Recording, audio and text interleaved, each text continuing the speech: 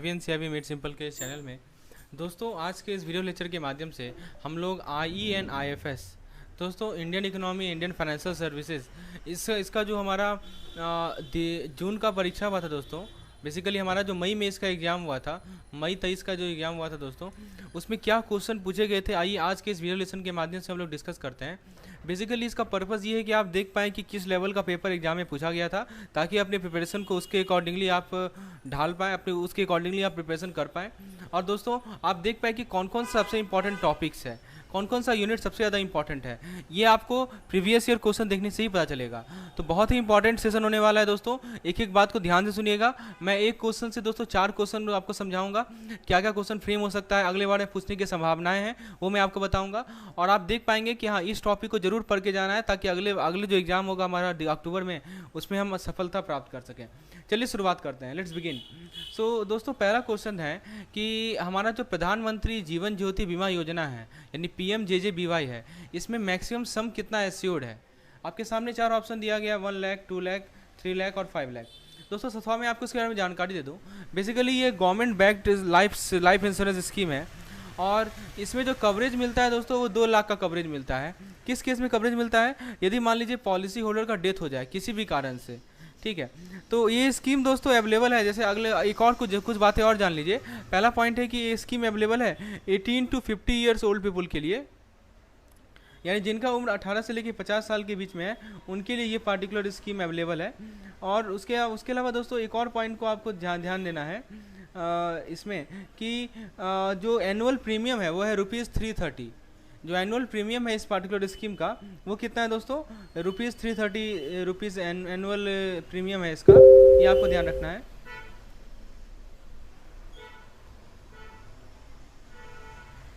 इसके अलावा दोस्तों आपको ध्यान रखना है कि जो ये एक रिन्यूएबल स्कीम है। मतलब रिन्यूएबल स्कीम करने का मतलब क्या हुआ कि रिन्यूएबल स्कीम का मतलब ये होता है दोस्तों कि यहाँ पे पॉलिसी होल्डर जो है कवरेज को हर एक साल रिन्यू भी कर सकते हैं। और क्लेम प्रोसेस जो है वो सिंपल है, हैजल फ्री है। यदि नॉमिनी है तो नॉमिनी सबमिट कर सकते हैं क्लेम डॉक्यूमेंट को इंश्योरेंस कंपनी को, और उन्हें वापस 30 डेज में सब इंश्योर्ड सब मिल जाता है। तो ये सभी बातें को ध्यान रखना है आपको PMJJBY के बारे में। चलिए आगे नेक्स्ट क्वेश्चन पे आते हैं। तो नेक्स्ट क्वेश्चन में पूछा गया आपको कि दोस्तों नरसिम्हन कमेटी का जो रिकमेंडेशन था बैंकिंग सेक्टर रिफॉर्म पे, इनमें से कौन सा रिकमेंडेशन था, ये पूछा जा रहा है। ऑप्शन ए है reform in credit delivery mechanism, option B है introduction to prudential norms in banking, option C is regarding strengthening of banking supervision, option D is all of the above.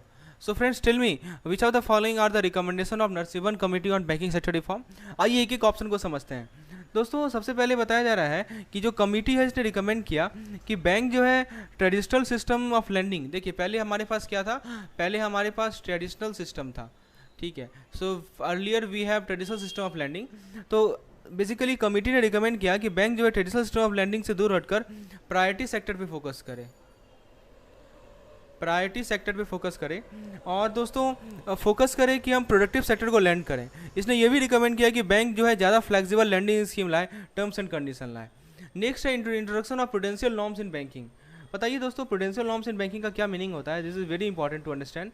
Okay so see देखिए इस जो हमारा ये video है इसमें मैं आपको एक एक ऑप्शन समझा रहा हूँ। तो बेसिकली ये आपका लर्निंग सेशन भी है। इट नॉट लाइक कि आपको मैंने जस्ट मैं बता रहा हूँ कि इसका सही आंसर क्या है बस हो गया, नहीं, मैं आपको एक एक ऑप्शन समझा रहा हूँ कि इसका ऑप्शन का मतलब क्या है, तो आप खुद बताएंगे कि हाँ ये सही आंसर है। जहाँ तक बात है प्रूडेंशियल नॉर्म्स का, दोस्तों कमेटी ने रिकमेंड किया कि बैंक जो है इंटरनेशनल प्रूडेंशियल नॉर्म्स को अडॉप्ट करे, राइट। एंड ये जो नॉर्म्स है ये हेल्प करते हैं इंश्योर करने में कि बैंक के पास एडिक्वेट कैपिटल हो और रिजर्व्स हो कि वो शॉक को विदस्टैंड कर सके। नेक्स्ट है स्ट्रेंथनिंग ऑफ बैंकिंग सुपरविजन, यानी दोस्तों कमेटी ने रिकमेंड किया कि RBI जो है अपने सुपरवाइजरी रोल को स्ट्रेंथन करे। इसके अंदर दोस्तों अपने इंस्पेक्शन के फ्रीक्वेंसी को बढ़ाना, राइट। तो आपको पता होगा ऑडिट कराती है, तो ऑडिट के फ्रीक्वेंसी को बढ़ाना। उसके अलावा दोस्तों प्रॉम्प्ट एक्शन लेना। तो ये तीनों का तीनों रिकमेंडेशन है, ठीक है। Correct answer is option number D, all the above, ठीक है। तो नरसिम्हन कमेटी का मेजर स्टेप था, मेजर फॉरवर्ड था इंडियन बैंकिंग सेक्टर रिफॉर्म में, ठीक है। तो सेक्टर को एफिशिएंट बनाना, कॉम्पिटिटिव बनाना, रिजल्ट बनाना, ये सबसे बड़ा इंपॉर्टेंट रिकमेंडेशन था। तो correct answer is option number D, that is all of the above. आइए नेक्स्ट क्वेश्चन को देखते हैं। नेक्स्ट क्वेश्चन है कि भारत में कौन सी रेगुलेटरी बॉडी है जो कि रिस्पॉन्सिबल है फॉरेक्स के लिए, राइट। बताइए दोस्तों, कौन सी फॉरेन एक्सचेंज को रेगुलेट करने के लिए कौन सी ऐसी हमारी रेगुलेटरी बॉडी है जो कि रिस्पॉन्सिबल है? ठीक है, तो ऑप्शन को जरा देखते हैं। तो ऑप्शन नंबर 1 है आरबीआई, ऑप्शन नंबर बी है सेबी। सेबी क्या होता है? Security exchange board of India. ठीक है, ऑप्शन नंबर सी है हमारा मिनिस्ट्री ऑफ फाइनेंस। और दोस्तों नेक्स्ट ऑप्शन है हमारा कॉम्पिटिटिव कमीशन ऑफ इंडिया, सीसीआईएल। तो बताइए क्या सही जवाब है? दोस्तों सही जवाब है इसका आरबीआई, यानी reserve bank of India, right. So reserve bank of India is responsible body responsible for regulating the foreign exchange in India. तो भारत में जो फॉरेन एक्सचेंज है इसको रेगुलेट करने की जिम्मेवारी किसे दी गई है? आरबीआई को दी गई है। तो ये सेंट्रल बैंक है भारत का, और आरबीआई का जो फॉरेन एक्सचेंज रेगुलेशन है वो गवर्न किया जाता है फेमा के द्वारा। कौन गवर्न करता है इसे? फेमा। फेमा क्या होता है? Foreign exchange management act. ठीक है, तो फेमा जो है आरबीआई को पावर देता है कि वो सारे फॉरेन एक्सचेंज के सारे एस्पेक्ट को रेगुलेट करे, जैसे कि आपका इनफ्लो हो रहा है, ठीक है, या आउटफ्लो हो रहा है ऑफ फॉरेन एक्सचेंज, जैसा कि आपका फॉरेन एक्सचेंज का यूज होगा, फॉरेन एक्सचेंज का ट्रेडिंग होगा, फॉरेन एक्सचेंज का होल्डिंग होगा, इन सभी से रिलेटेड जो है फेमा जो है आरबीआई को पावर देती है। तो दोस्तों इसके अलावा जो दूसरा रेगुलेटरी बॉडी है सेबी, मिनिस्ट्री ऑफ फाइनेंस, सीसीआईएल, इनका कोई डायरेक्ट रेगुलेटरी अथॉरिटी नहीं है फॉरेन एक्सचेंज पे। ठीक है, जैसे सेबी क्या करती है दोस्तों, मैं आपको थोड़ा इसके बारे में बता दूं। सेबी क्या करती है? सेबी सिक्योरिटी मार्केट को रेगुलेट करती है, राइट। तो सेबी क्या करती है दोस्तों? सिक्योरिटी मार्केट को रेगुलेट करती है। उसके बाद मिनिस्ट्री ऑफ फाइनेंस जो है इकोनॉमिक पॉलिसी को फॉर्मुलेट करते हैं, ये भी जान लीजिए। मिनिस्ट्री ऑफ फाइनेंस जो इकोनॉमिक पॉलिसी को फॉर्मुलेट करने का काम इनका है। और जो सीसीआई है ये दोस्तों कॉम्पिटिशन लॉ को इन्फोर्स करती है। ये क्या करती है? Enforce competition law. देख सकते हैं दोस्तों, एक ही क्वेश्चन से मैंने 4 या 5 क्वेश्चन आपको बता रहा हूँ कि देखिए पूछ सकता है सेबी का क्या रोल है, मिनिस्ट्री ऑफ फाइनेंस का क्या रोल है, सीसीआई का क्या रोल है, what is the full form of CCI, that is competitive commission of India. तो so this is the perfect way of studying the MCQs. और दोस्तों मेरा जो हमारा एमसीक्यू सेशन रहता है, जो पेड वीडियो सेशन है, उसे मैं इसी तरह से एमसीक्यूज समझाता हूँ ताकि आपको एक क्वेश्चन से 4 या 5 क्वेश्चन समझ में आ जाए। If you want such type of videos please WhatsApp me on this number. Now let's come to the next question.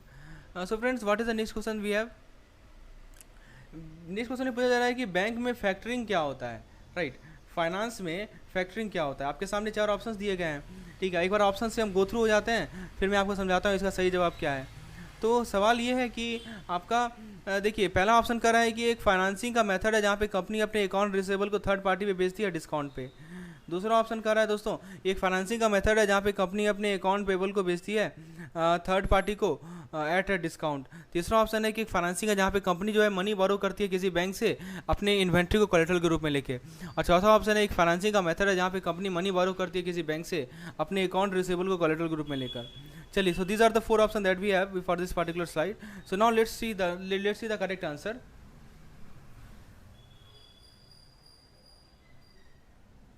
चलिए दोस्तों, सबसे पहले फैक्टरिंग के बारे में आपको बता दूं। फैक्टरिंग एक तरीका होता है जहाँ पे कंपनी अपने अकाउंट रिसीवेबल को थर्ड पार्टी को बेचती है डिस्काउंट पे। इस थर्ड पार्टी को हम लोग फैक्टर कहते हैं। तो यहाँ पे आप जो बार बार देख रहे हैं ना कि थर्ड पार्टी, तो ये थर्ड पार्टी कौन होते हैं? फैक्टर होते हैं। ओके, सो ये फैक्टर क्या करता है कि ये जो रिसीवेबल का फुल अमाउंट है वो कंपनी के कस्टमर से कलेक्ट करता है और कंपनी को एक फ़ी चार्ज करता है जो कि एक परसेंटेज होता है रिसीवेबल के फेस वैल्यू का। ठीक है, तो दोस्तों जरा हम लोग इसका सही जवाब हम लोग देखते हैं। ऑप्शन नंबर इज अभी 2023 की तैयारी कर रहे हैं तो दोस्तों हमारे पास आपके लिए सबसे बेहतरीन प्लान है, एक कॉम्बो प्लान है दोस्तों, जिसमें आपको सारा एक्सेस मिलेगा। आपको यूनिट पर कंसाइज नोट्स मिलेंगे, you will get concise notes, you will get 3000 plus MCQs which we have, you will get access to daily quiz. दोस्तों हमारे पास ऐप पे डेली क्विज सेशन होता है और दोस्तों ये मॉक टेस्ट के फॉर्म में होगा। आपके सामने रियल टाइम एग्जाम का एक्सपीरियंस आपको मिलेगा, जिस प्रकार से एग्जाम के क्वेश्चन आते हैं सिमिलरली ये डेली क्विज में कंडक्ट करवा रहा हूँ आपके लिए।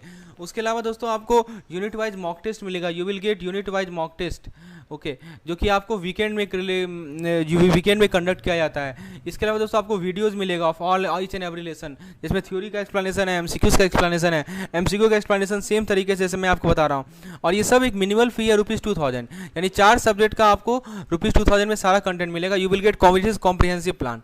ठीक है, तो ये आपको इंग्लिश और हिंदी दोनों लैंग्वेज में अवेलेबल है। This is available in either English और Hindi as per your requirement. Okay, उसके अलावा दोस्तों यदि केवल आपको एक सिंगल सब्जेक्ट का PDF कॉम्प्रिहेंसिव प्लान चाहिए तो ₹500 कॉस्ट है।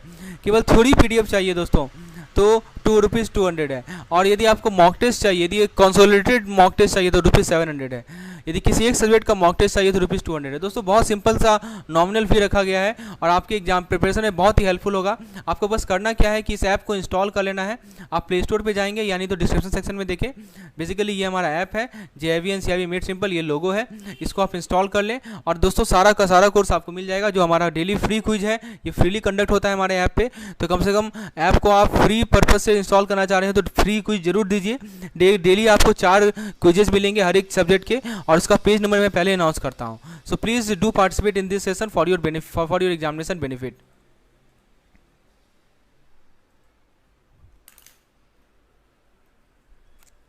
सो now friends, let's continue our discussion on factoring. So factoring में मैं आपको बता रहा था कि जरा ऑप्शन बी को देखिए। ऑप्शन बी में क्या कहा जा रहा है कि a method of financing where company sell it account payable to the third party at discount. So what does it mean? तो ऑप्शन बी में कहा जा रहा है दोस्तों कि अकाउंट पेबल जो होता है, पहले ये समझिए यहाँ पे क्या लिखा है, अकाउंट पेबल, अकाउंट रिसीवेबल। ठीक है, दोनों में अंतर आपको क्लियर होना चाहिए। What is account payable? तो अकाउंट पेबल बेसिकली डेट होता है, राइट।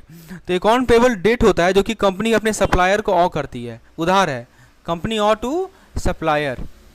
ठीक है, कंपनी का जो उधार होता है ना, डेप्ट होता है, उसे अकाउंट पेबल कहते हैं। तो selling account payable to a third party लिखा है ना, sell its account payable to a third party. इसका मतलब ये हुआ कि ये ऐसा हो गया कि आप किसी बैंक से बोरो कर रहे हैं मनी, राइट। आप अकाउंट पेबल जो है थर्ड पार्टी को बेच रहे हैं, यानी क्या हो गया, आप बोरो कर रहे हैं किससे, बैंक से, राइट। तो ये जो है यहाँ पे रिस्क रहता है कि कंपनी जो है अपने डेप्ट को पे नहीं कर सकती है। तो ये हमारा फैक्टरिंग नहीं होता है। जब आप अपने अकाउंट पेबल को थर्ड पार्टी को बेचेंगे, ठीक है, यानी थर्ड पार्टी यहाँ हो सकती है फैक्टर, यानी बैंक हो सकती है। तो आप बैंक से लोन ले रहे हैं, तो यहाँ पे एक रिस्क तो है ही ना कि आप लोन को चुकाएंगे या नहीं चुकाएंगे, राइट। तो that this is the point which I am talking about. Then आइए ऑप्शन सी को जरा देखते हैं। ऑप्शन सी में कहा जा रहा है दोस्तों कि इन्वेंट्री एज कोलेट्रल, यहाँ लिखा हुआ है।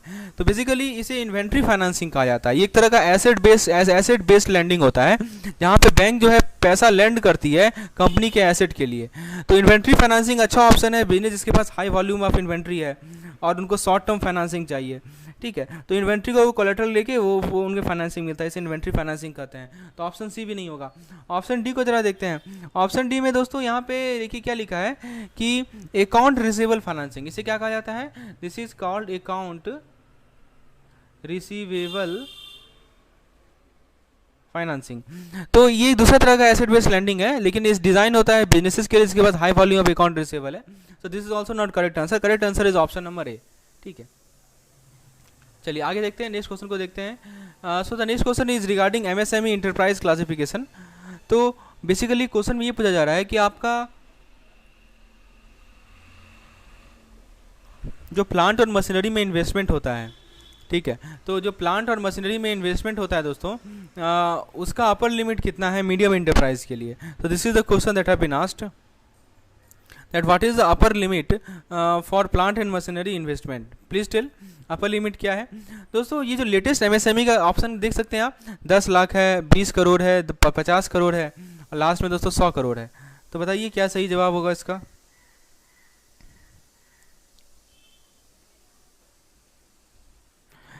सो फ्रेंड्स देखिए, MSME का जो 2020 में नया लेटेस्ट क्लासिफिकेशन है, जो कि डिफाइन करता है दोस्तों MSME को on the basis of investment in plant and machinery. मैं आपको बता देता हूं दोस्तों क्या क्या इसका रूल है। देखिए, आपका यदि माइक्रो इंटरप्राइज है तो इसमें इन्वेस्टमेंट जो है 1 करोड़ से कम होता है, ठीक है, प्लांट एंड मशीनरी के टर्म में। स्मॉल इंटरप्राइज में 1 से लेके 10 करोड़ तक होता है। और लास्ट होता है दोस्तों हमारा मीडियम इंटरप्राइज, इसमें दोस्तों 10 से लेकर 50 करोड़ तक होता है। ठीक है, तो जो अपर लिमिट है प्लांट और मशीनरी का किसके लिए पूछा है, मतलब मीडियम इंटरप्राइज के लिए पूछा है, राइट। वो कितना है दोस्तों, that is nothing but 50 crore. Okay, तो वो कितना है दोस्तों, 50 करोड़ का है। तो option number C is correct. तो please remember this classification, very important. MSME classification जरूर देखिए जाइए। Actually it is 20 crore, not 50 crore, it is 20 crore. Okay दोस्तों, COP की बात करते हैं। तो दोस्तों COP से भी सवाल पूछा गया है।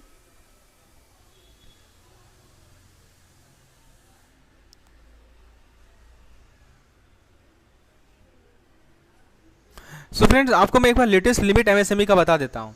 Please let me talk about latest MSME limit, ताकि आपके दिमाग में बैठा रहे, कोई भी सवाल पूछे तो आप जवाब दे दें। देखिए, मैं आपको बताता हूँ। सबसे पहले हमारा इन्वेस्टमेंट की बात करता हूँ, द बेसिस ऑफ इन्वेस्टमेंट। ठीक है,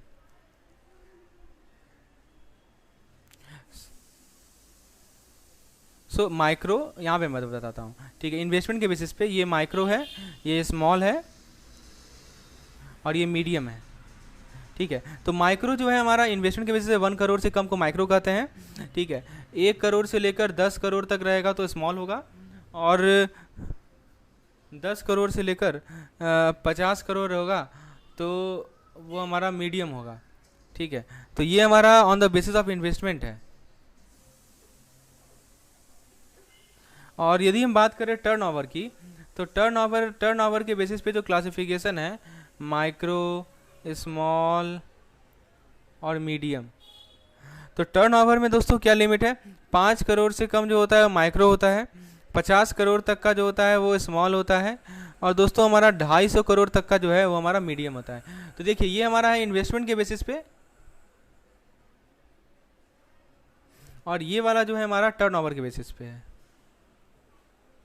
सो प्लीज़ रिमेंबर दिस। ठीक है, ये चार्ट बहुत इंपॉर्टेंट है, इससे सवाल हर एक साल पूछा जाता है, तो please go through this MSME classification, this is very important. Okay, so now let's come to the next slide. आइए नेक्स्ट स्लाइड को देखते हैं। नेक्स्ट स्लाइड में आपसे पूछा गया है कि सीओपी का क्या फुल फॉर्म है in context of UNFCCC climate conference.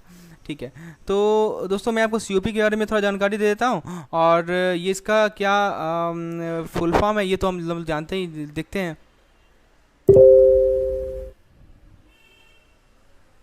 So friends, पहला ऑप्शन है कॉन्फ्रेंस ऑफ पॉल्यूशन, दूसरा ऑप्शन है conference on of the parties, next option is conference on Paris agreement, and the last option that we have is conference on climate change. तो बताइए दोस्तों, क्या basically क्या सही जवाब है सीओपी से regarding? Please tell what is the correct answer to this question. देखिए, सीओपी का आपको फुल फॉर्म बताना चाहिए। What is COP? Basically COP का मतलब होता है कॉन्फ्रेंस ऑफ द पार्टीज। तो बेसिकली ये एक सुप्रीम डिसीजन मेकिंग बॉडी है यूएनएफसीसी का। ये क्या होता है UNFCC? United nation framework convention on climate change. ठीक है, तो पहले तो यूएनएफसीसी का फुल फॉर्म जान लीजिए, United nation framework convention on capital change. So this is the full form of UNFCCC. और इस यूएनएफसीसी का जो ये सीओपी है, ये सुप्रीम डिसीजन मेकिंग बॉडी है, right. So this is the supreme decision making body.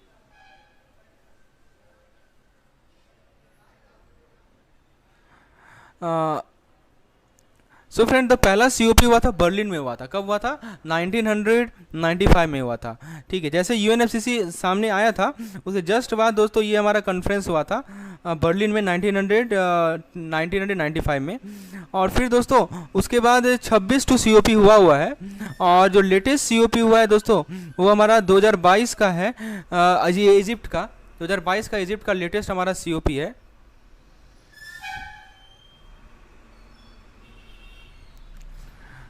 So friends, COP representative के द्वारा अटेंड किया जाता है सभी कंट्री से जो कि यूएनएफसीसी के पार्टीज़ हैं। सीओपी इंपॉर्टेंट फोरम है कंट्रीज़ को एक साथ आने के लिए और डिस्कस करने के लिए कि कैसे क्लाइमेट चेंज को हम एड्रेस करें। चलिए आगे बढ़ते हैं कि मनी मार्केट का क्या कैरेक्टरिस्टिक्स होता है। मनी मार्केट सामने आपके 4 ऑप्शन दिए गए हैं कि सबसे पहला लिख रहा है कि हाईली लिक्विड होता है ये मनी मार्केट, उसके बाद लॉन्ग टर्म इन्वेस्टमेंट है, उसके बाद बोल रहा है कि हाई रिस्क बहुत ज़्यादा होता है, नेक्स्ट बता रहा है कि वोलेटिलिटी बहुत ज़्यादा होता है। बताइए दोस्तों कि मनी मार्केट का हमारा क्या कैरेक्टरिस्टिक्स है। Which are the following is the characteristics of money market. आइए मैं आपको समझाता हूँ। बेसिकली मनी मार्केट एक फाइनेंशियल मार्केट है जहाँ पे शॉर्ट टर्म डेप्ट इंस्ट्रूमेंट को ट्रेड किया जाता है। तो ये जो इंस्ट्रूमेंट है इनके पास मैच्योरिटी जो होते हैं वो 1 साल से कम के होते हैं। मैं आपको एक एक पॉइंट समझा रहा हूँ। इनकी मैच्योरिटी 1 साल से कम के लिए होते हैं, और दोस्तों इसे लो रिस्क मार्केट ही माना जाता है। ठीक है, इसको क्या कहा जाता है? Low risk market.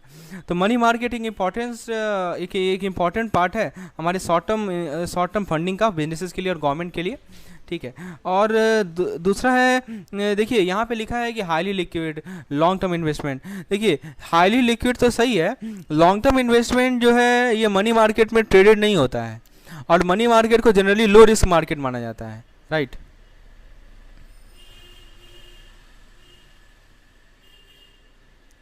सो मनी मार्केट को हम लोग लो रिस्क मार्केट मानते हैं, और लॉन्ग टर्म मार्केट को इन्वेस्टमेंट को ट्रेड नहीं किया जाता है मनी मार्केट में। और वोलेटिलिटी कैरेक्टरिस्टिक्स होता है कुछ मनी मार्केट इंस्ट्रूमेंट का, लेकिन ये डिफाइनिंग कैरेक्टरिस्टिक नहीं है money market as a whole.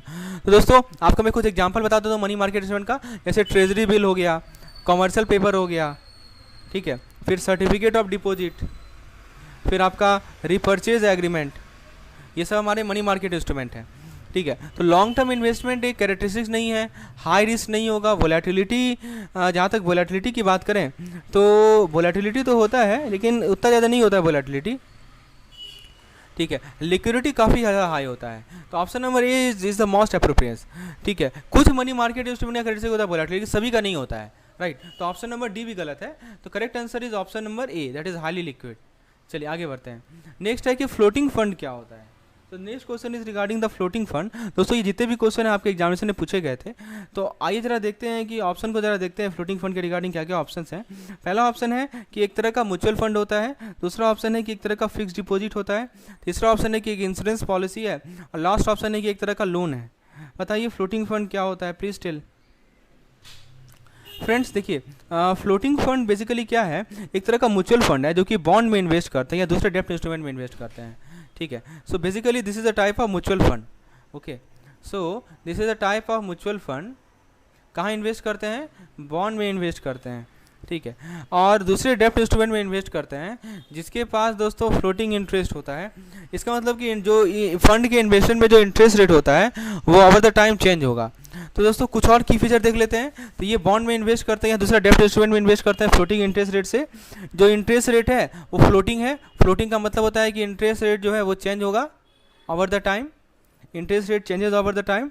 और ये अच्छा ऑप्शन है इन्वेस्टर के लिए जो कि सोर्स ऑफ इनकम को देख रहे हैं, जो कि उनका इंटरेस्ट रेट बढ़ाएगा, ठीक है। तो ये सब पॉइंट को ध्यान रखना है। अब जैसे दिखा है कि ये टाइप ऑफ फिक्स डिपॉजिट, तो सही आंसर है इसका ऑप्शन नंबर ए, राइट। इसका करेक्ट आंसर इस क्वेश्चन का option number A, that is the type of mutual fund. FD नहीं है दोस्तों, ठीक है। उसके बाद इंश्योरेंस पॉलिसी भी नहीं है, लोन भी नहीं है, तो option number A is correct. आइए नेक्स्ट क्वेश्चन को देखते हैं। Let's see the next question that we have. The next question is which of the following initiative is related to the development of ropeways India. बहुत अच्छा question है। आपने यदि module A को सही से ढंग से पढ़ा है तो आप इसका जवाब अच्छे से दे पाएंगे। तो आपसे पूछा गया है कि रोपवे का जो डेवलपमेंट होता है इसमें से इससे रिलेटेड कौन सा इनिशिएटिव है। अब जरा देखिए, भारतमाला जो है, भारतमाला इंडस्ट्रियल कॉरिडोर, फिर गति शक्ति में लिखा है मल्टी मॉडल कनेक्टिविटी, फिर लिखा है दोस्तों पर्वतमाला यानी रोपवे, या नॉन ऑफ द अबव, ठीक है। ऐसे करके एक था आपका match the following type question था। ये क्वेश्चन दोस्तों मैच द फॉलोइंग टाइप पूछा गया था। देखिए मैं आपको बताता हूँ, ये जो पर्वतमाला है ना, मैं आपको समझा देता हूँ। पर्वतमाला एक नेशनल रोपवे डेवलपमेंट प्रोग्राम है इंडिया में, ठीक है। माला से आप रोप समझ सकते हैं, ठीक है। तो ये अनाउंस किया गया था 2022-23 का जो बजट था उसमें अनाउंस किया गया था, 1000 करोड़ का आउटले था, ठीक है। तो ये जो प्रोग्राम एम ये है कि हम रोपवे को डेवलप करें हिल एरिया में ताकि कनेक्टिविटी और टूरिज्म को बूस्ट कर सकें। दूसरा ऑप्शन जो है रोपवे से डेवलपमेंट से नहीं है। जैसे आप भारतमाला दे सकते हैं, तो भारतमाला इंडस्ट्रियल कॉरिडोर है, ठीक है। तो भारतमाला क्या है दोस्तों, इंडस्ट्रियल कॉरिडोर है। Sorry, this is a road infrastructure project. ये क्या है दोस्तों, रोड इंफ्रास्ट्रक्चर प्रोजेक्ट। उसके बाद दोस्तों गति शक्ति एक मल्टी मॉडल कनेक्टिविटी प्रोजेक्ट है, राइट। तो कुछ की फीचर और बता देते हैं पर्वतमाला के में। ये यहाँ पे पर्वतमाला में क्या लिखा हुआ है कि जितने भी हिल एरिया हैं सभी में रोपवे को डेवलप करेगा।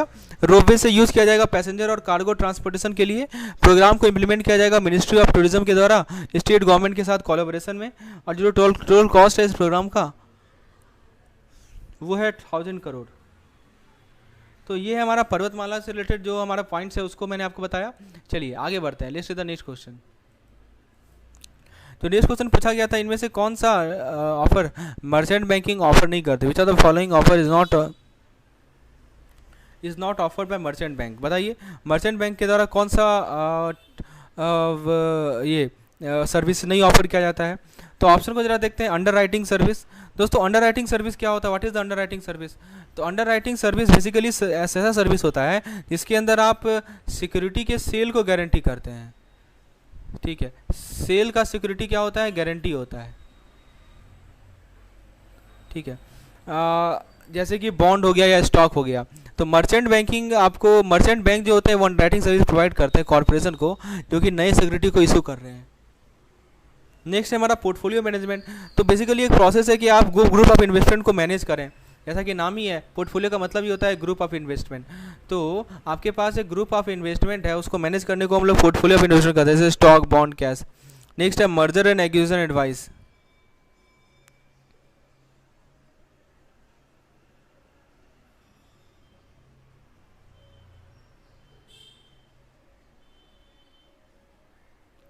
So the next point we have is merger and acquisition, that is called M&A.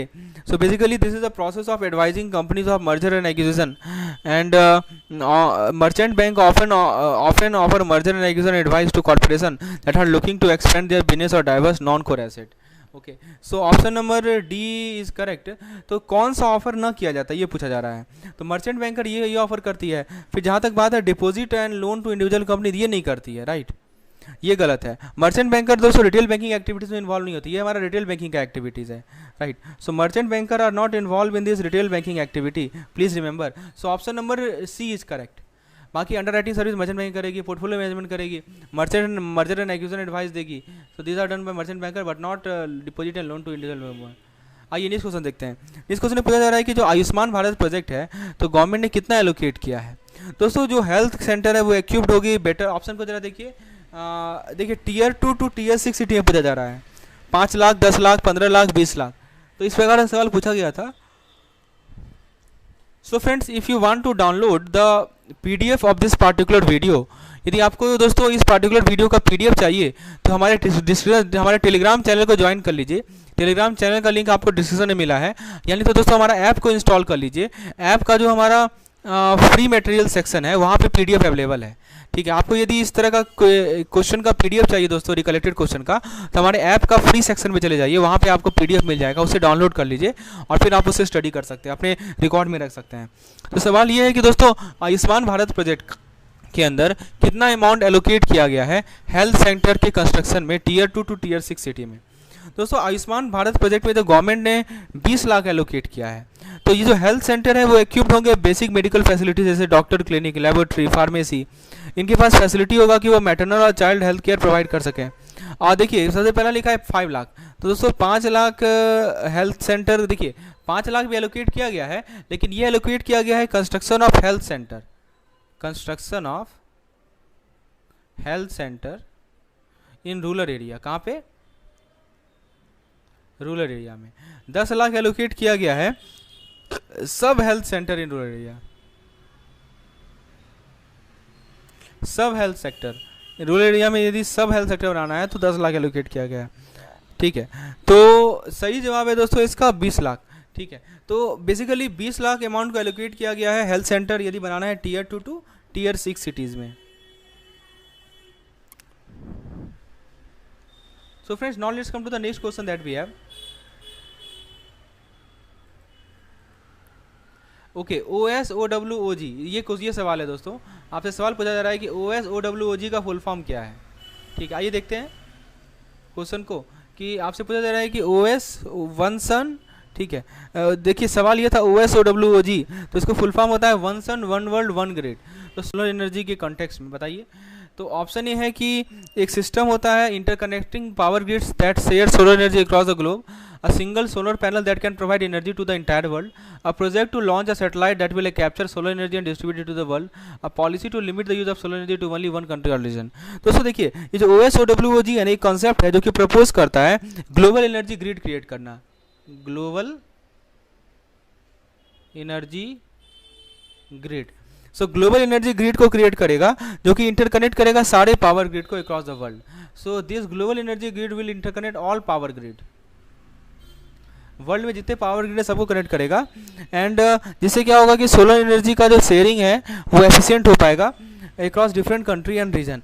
इसके पीछे आइडिया ये है कि इंश्योर कर सके कि सस्टेनेबल और रिलायबल सप्लाई ऑफ एनर्जी, ताकि वर्ल्ड का जो ग्रोइंग डिमांड है उसको मीट कर सकें और कार्बन इमिशन को कम कर सकें। तो दोस्तों ऑप्शन ए करेक्ट है यहाँ पे, option A correct answer to the question. Option B और सी फिजिबल नहीं है। ऑप्शन बी कह रहा है कि single solar panel can provide energy, ये फिजिबल नहीं है, और सी भी फिजिबल नहीं है कि सैटेलाइट को लॉन्च करे जो कैप्चर करे। B and C are not feasible. And finally therefore option A is the correct answer to this question. So friends, ये था हमारा पार्ट 1 लेक्चर इस पार्टिकुलर क्विक ये प्रीवियस ईयर क्वेश्चन बैंक का। आप देख सकते हैं दोस्तों हमारे पास 100 क्वेश्चन अवेलेबल है प्रीवियस ईयर क्वेश्चन बैंक के। हमारा IAFS जो क्वेश्चन पूछा गया आप देख सकते हैं, this is non ending. I have 100 questions available with me. तो यदि इस पार्टिकुलर वीडियोज़ में हमारा व्यूज़ 1000 प्लस होता है तो आपको मैं नेक्स्ट वीडियो लाऊंगा। यदि आप चाहते हैं कि इस तरह का एक्सप्लेनेशन और भी वीडियोज़ में हो और भी कोई प्रीवियस ईयर क्वेश्चंस में हो, तो प्लीज़ इसका व्यूज़ आप 1000 प्लस पहुँचाएँ और भी लोगों तक इस वीडियो को पहुँचाएँ जो भी JIB एस्पिरेंट है, ताकि वो भी देखें। और जैसे 1000 व्यूज़ होगा तो मैं आपको नेक्स्ट वीडियो लाऊंगा। यदि आपको इसका PDF चाहिए तो दोस्तों JIB and CIB made simple app है, इसे इंस्टॉल कर लें। इसके फ्री मटेरियल सेक्शन में जाएं, वहाँ पे आपको इसका PDF मिल जाएगा।